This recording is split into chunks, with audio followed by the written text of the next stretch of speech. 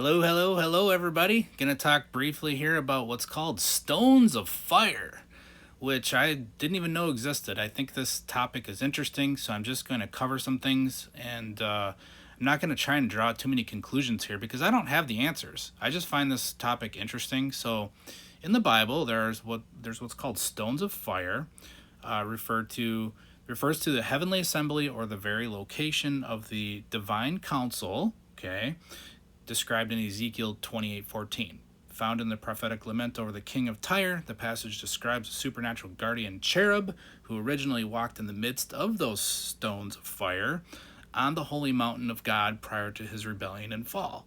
Sounds like a Lucifer story, right? So, stones of fire, though, on a holy mountain with a divine council. What the hell, right?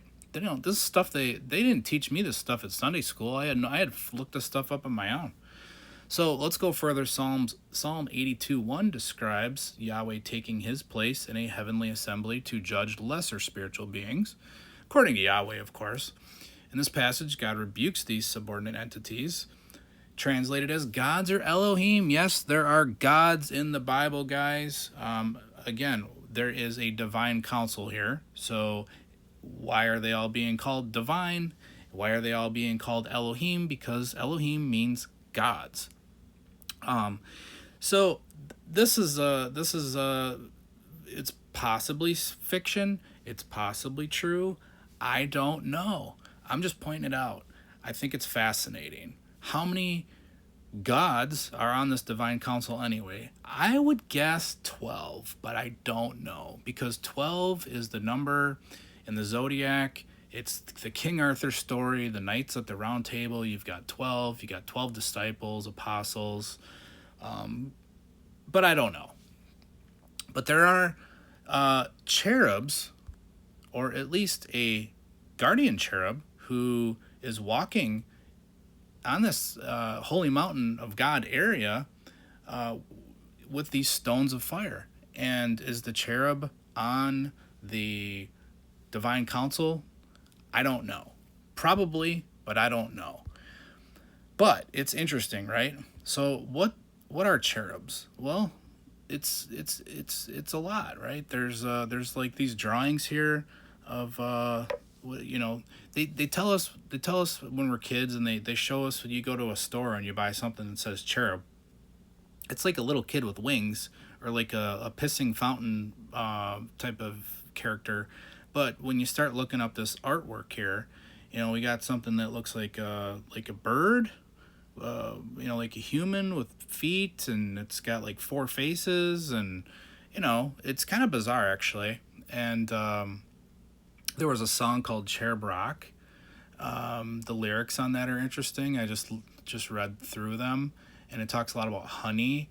And my last video, I was talking about the hive mind.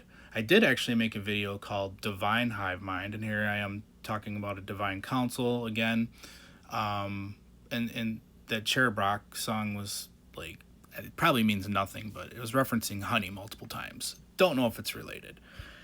Moving on. So when you look up, if you want to investigate the stuff on your own, which I would encourage you do, you can go to Ezekiel 28:14 on BibleHub.com, and if you want to get real specific, you go right here where it says interlin. Click on interlin. It'll take you to interlinear.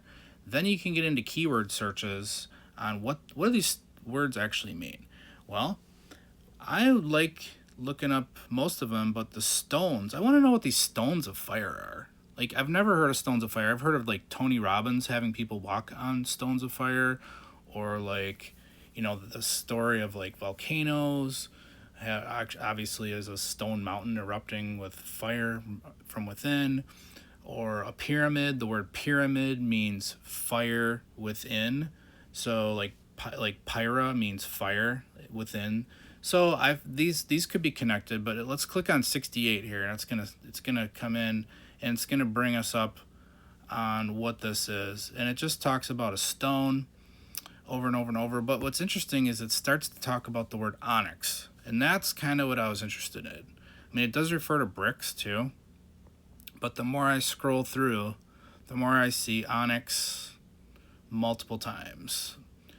And here we are, Onyx. Onyx, Onyx, Onyx. Now, are these stones of fire made out of onyx? I have no idea.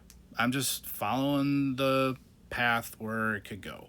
So let's look up onyx. Onyx is a variety of layered quartz, recognized for its opaque banded appearance, history of being carved into intricate cameos. While solid black is the most common and sought after variety today, natural onyx also features vibrant bands of white, brown, red, and orange. So I found some pretty cool pictures of onyx. Here's a picture of, like, it says onyx black recycled fiberglass. Check this picture out if it lets me expand. I might have to click off this one. How cool would it be to have a fireplace that looks like that? That's pretty awesome. Rare onyx stone. That must be the orange type of onyx. Now I'm seeing words like fire onyx. So anyway, can you burn? This is onyx on fire? Is that what the stones of fire are?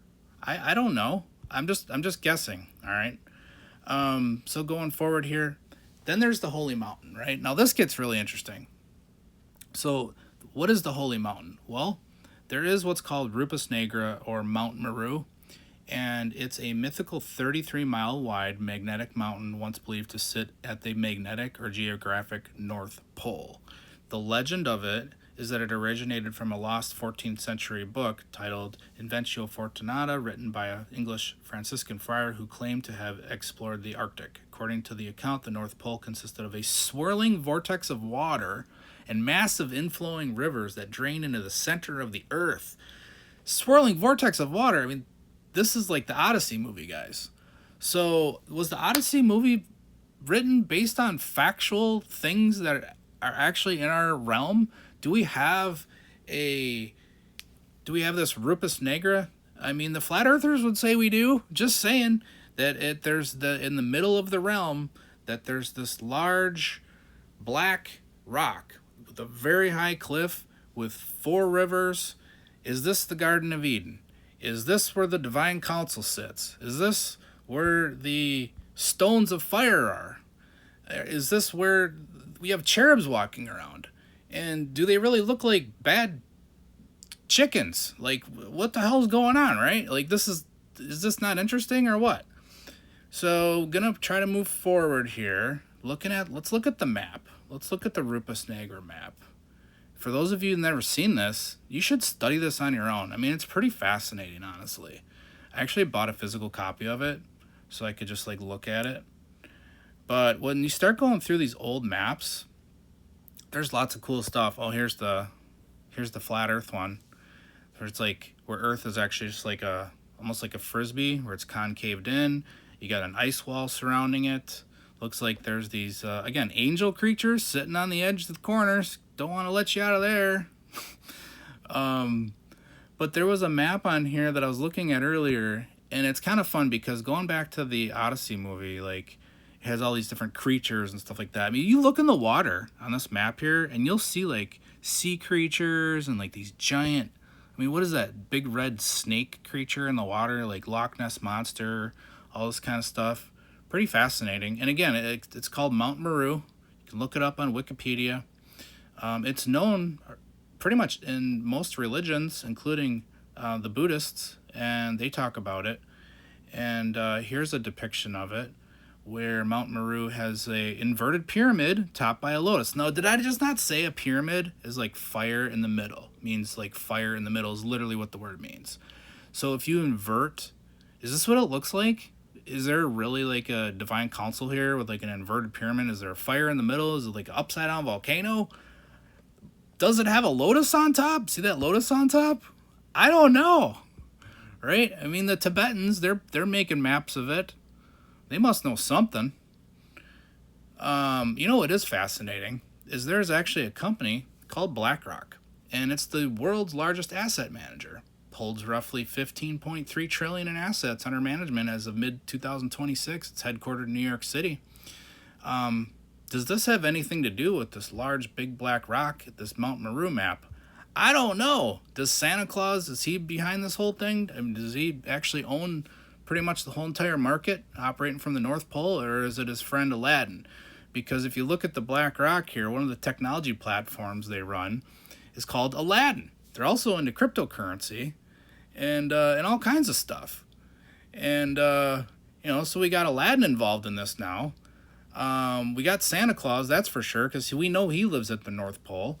And maybe this has something to do with the devil, with the Lucifer story in 33. And, you got 33 degree Freemasons. You got Jesus lived to be supposedly 33. We've got the Garden of Eden story where the rib cage, and I think that has something to do with the spine as well. There's like 33 in the spine. There's 33 here in the Devil Wears Prada high heels on the movie that just came out. And if you see it, you see those pitchforks, just tilt them. You'll see that 33. 33 is everywhere. Does Santa Claus operate this whole operation? I don't know. I don't know what the answers are. I just find all this fascinating. Or maybe it's Mrs. Claus. Maybe we can blame her. Is this Sinterklaas story real? He looks like Uncle Jesse over here. He's got a red, like, Catholic Pope fish hat type of hat on, which is interesting. But I mean, you can look all this stuff up. You can dig deep on this. I would recommend it. Here's a picture of Sinterklaas, probably saying that wrong, arriving in Gronenberg. And do his friends wear like weird costumes, like purple and have black faces? Like, I don't know. I hope you find this stuff fascinating, and I hope you have a good day.